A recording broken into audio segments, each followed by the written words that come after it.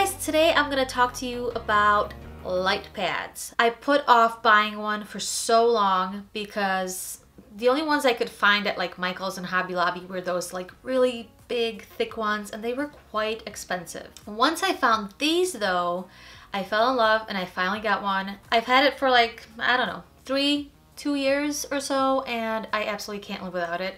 I recommend it to every single person who's doing art, who's doing lettering, who is a beginner especially. So this is what it looks like. And I got the giant one because I used to be into illustration quite a bit, and I would illustrate large pieces of art and I needed a lot of space.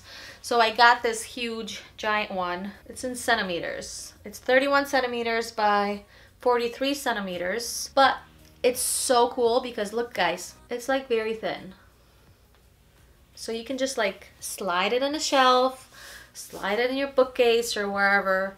It's super thin. I usually just keep it on my desk at all times. This one does have to be plugged into an outlet in your wall. There are some that are smaller. Probably the smaller ones can connect with a USB to either like a thing, what is it? A battery that you connect to a USB and then you can charge things. Or straight to your laptop or computer if you're working near those. You can connect it through a USB. Some even have like a built-in little battery that'll last you a couple hours.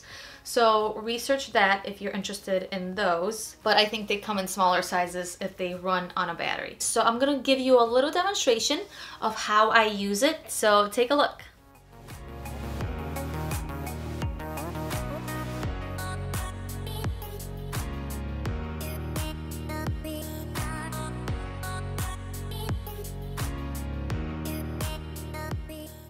So I'm gonna put my initial sketch on the bottom and then just another piece of printer paper on top, and I'm gonna re-sketch it because I wanna move a few things around. So before I move on to fancy paper, I'm just gonna keep moving this around till I really like my layout here. And this won't take long. So I'm just gonna do a couple little revisions here.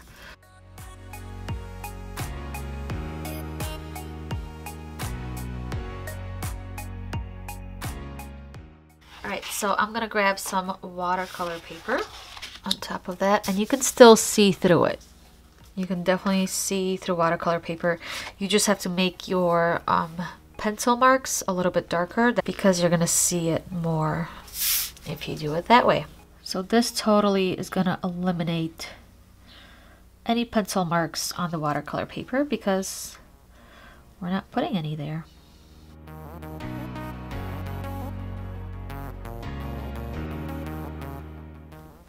And I made them a little bit too tight. So I'm just gonna move this paper over a little bit.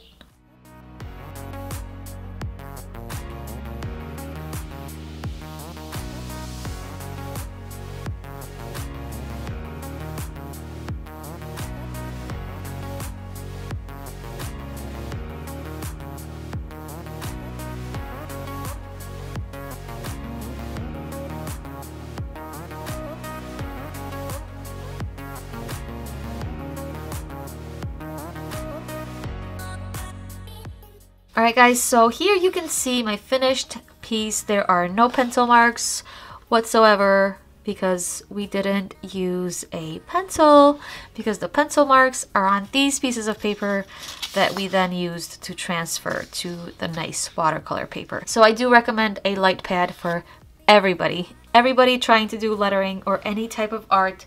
It is a lifesaver. It is a paper saver because you're not going to be wasting a lot of expensive watercolor paper, using up your paints and your brushes and all that, because you're going to be just saving. So eventually this thing will pay for itself just by you not wasting so much material. So go get one. So you can find the link to this exact one below this video in the description. Let me know in the comments below how you liked this video, why you think you need a light pad, because I think you do. You just don't know it yet.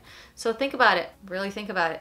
And like this video if you liked it, and don't forget to subscribe and set those notifications to on, because every Monday I come to you with lettering tips and you don't want to miss those. All right, see you later. Bye.